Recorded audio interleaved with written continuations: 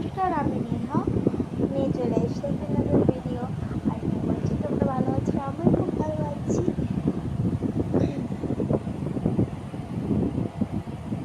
আজকে মাতৃদিবস উপলক্ষে আমার আজকে পরিবেশনা।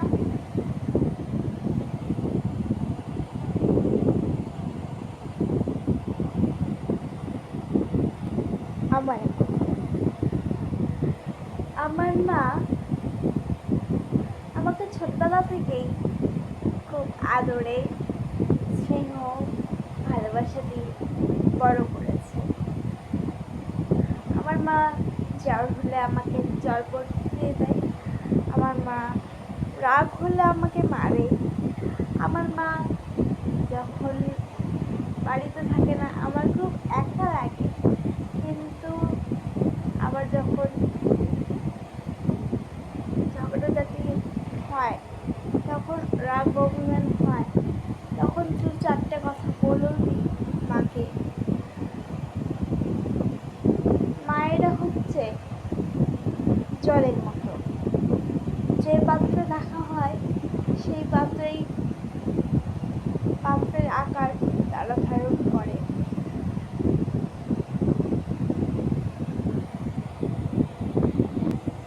আমি যখন ছোট ছিলাম, তখন আমাকে স্কুলে যখন নিয়ে যেত আমার মা, তখন ঘন্টার পর ঘন্টা বসে থাকতো আর অপেক্ষা করতো কখন ছুটি হবে।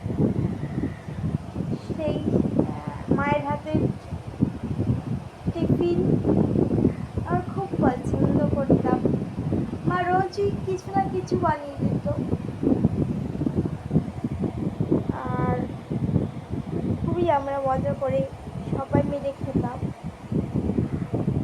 হাতে গোনা কয়েকজন আমার বন্ধু ছিল, তো তাদেরকে নিয়ে মজা করতাম। আমি যেহেতু হাঁটতে পারি না, তাই জন্য ছোট থেকেই আমাকে সেই আমাকে অনুভব করতে হয়নি যে আমি হাঁটতে পারি না। আমি নর্মাল স্কুলেই পড়াশোনা করেছি, আর আমার মা আমাকে সব জায়গায় নিয়ে যেত। ভেলুর, তারপরে সব জায়গায় ডাক্তার দেখিয়েছে। আর